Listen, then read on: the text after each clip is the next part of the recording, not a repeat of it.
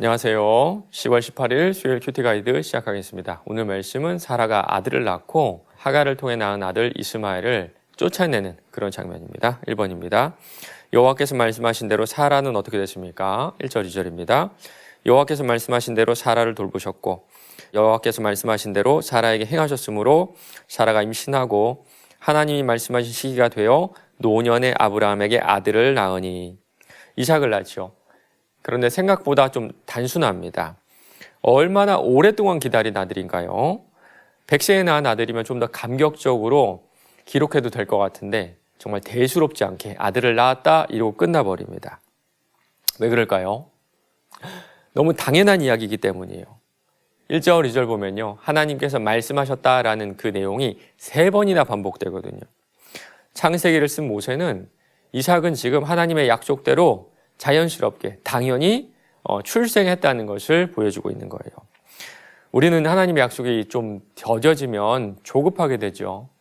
그러나 오늘 말씀처럼 하나님의 약속은 때가 되면 완전하게 이루어집니다. 2번입니다.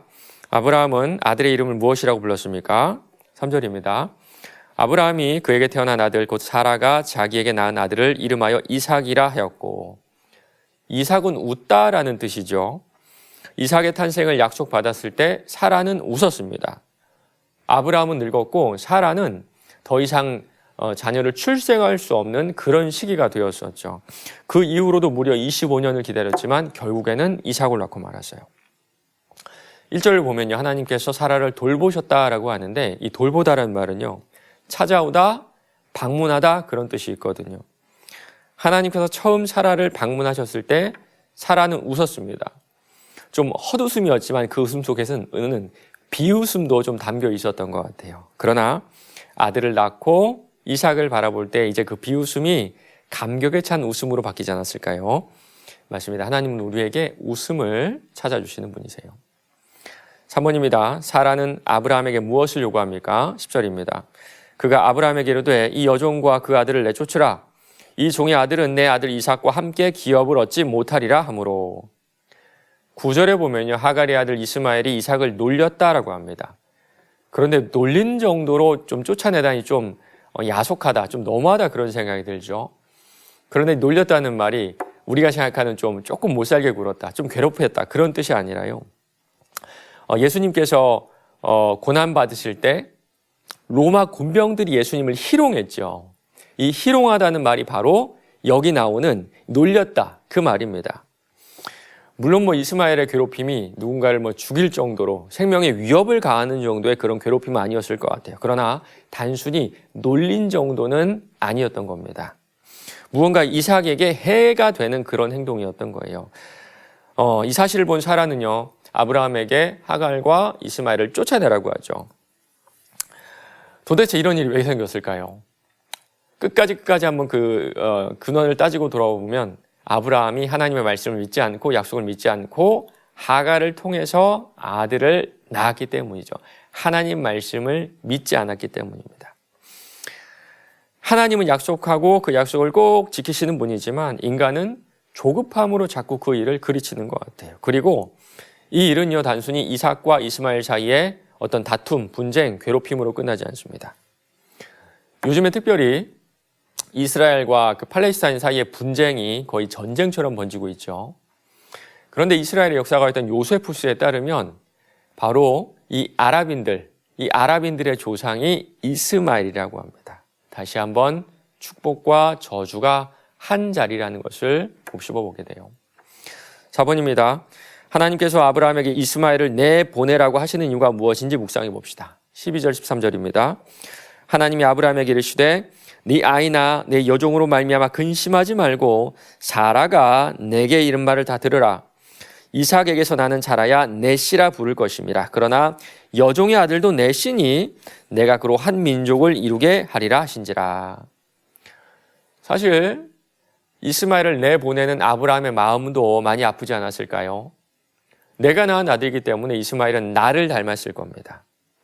나를 닮은 아들을 내보내는 것은 아빠로서 참 마음이 아팠을 것 같아요.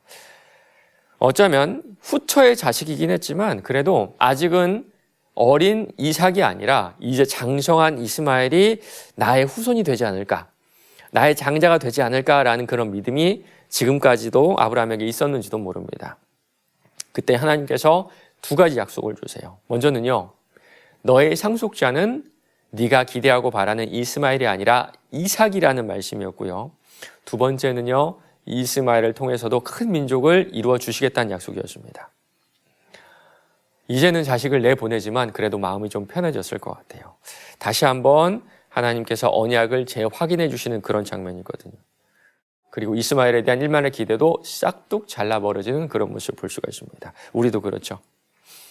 우리도 하나님께 비전을 받고 하나님께 말씀을 받아도 자꾸 내 힘으로 뭔가를 하려고 해요. 그때마다 우리는 무엇을 경험하게 되나요? 내 경험으로, 내 지식으로, 내 능력으로는 안 된다. 해봤더니 안 된다. 지금 아브라함은요, 오직 하나님만 의지하는 법을 배워가고 있는 겁니다. 마지막 5번입니다. 신실하신 하나님의 말씀은 반드시 이루어집니다. 내가 이해하지 못하더라도 따라야 할 말씀은 무엇인지 생각해 봅시다. 아마 대부분의 하나님 말씀은 잘 이해가 되지 않으실 겁니다. 왜냐하면 우리의 본성과 하나님 말씀은 정반대거든요. 사랑해라, 용서해라, 자비를 베풀어라, 오래 참아라. 우리 하나님은 우리가 당신의 성품을 입기 원하시고 그걸 위해서 그런 상황들을 끊임없이 만들어 놓으세요. 은혜라는 찬양으로 유명한 손경미 목사님이 지은 찬양 중에 가장 좋은 것을 주시는 하나님이라는 찬양이 있는데 가사가 이렇습니다. 내가 알 수 없는 길로, 내가 갈 수 없는 길로 가장 좋은 길로 날 인도하시네. 딱 하나만 기억하시면 좋을 것 같아요. 우리 하나님은 우리의 길을 인도하세요. 하나님은 우리의 삶을 인도하세요.